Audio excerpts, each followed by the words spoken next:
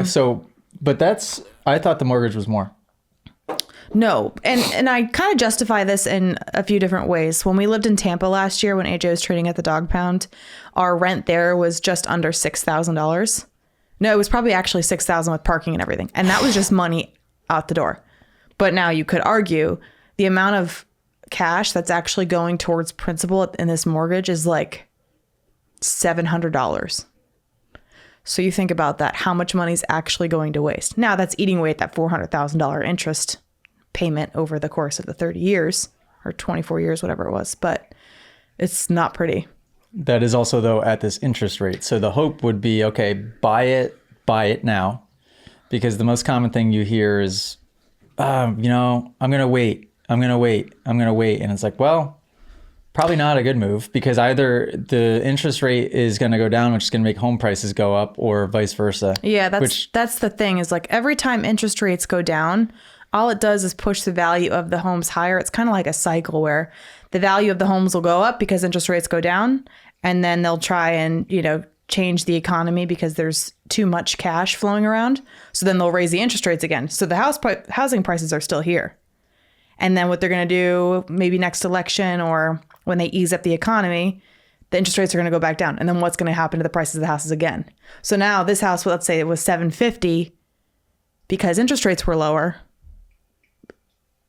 Well, hold on. I just made that kind of confusing. Do you know what I'm saying? When interest rates lower. Every time interest rates lower, the price of the housing goes up. Yeah. So it makes this house without renovations would be in 5 to 7 years. Well, you can't really put an exact year on it because it totally depends on what's happening in the economy. I would say that in 5 to 7 years, this will be a $900,000 house without any renovations. I think we bought it at a good time. I think we bought it right before. This house should have been more expensive than it was.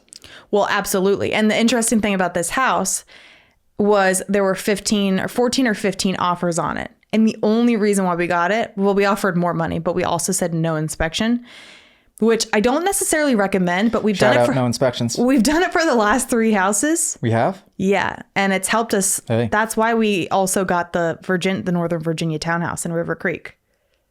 The other buyer was cash, a little bit lower of a price than us, but cash. We said no inspections and we came in at listing and we got it. Wow. Yeah, it's a good trick to have up your sleeve. Only if you have the ability, if something catastrophic happens, where you can then come up with the funds to pay for whatever happens. Like this house, there's been so many things that have gone wrong. I look around all the time and I'm like, oh my gosh, if they had an inspection on this house, that inspector would have had a field day. Yeah. Like, we need to get all that stuff fixed. Totally. I mean, which was also, we knew as soon as our offer was accepted, it was kind of a red flag of like, oh, well. Are they sure? They accepted it because there was no inspection, offers? which isn't a good sign for us. But we were planning on doing everything anyways. Yeah. For the most part. Still if you're risky. like us and you like to completely renovate a house, it's a great situation.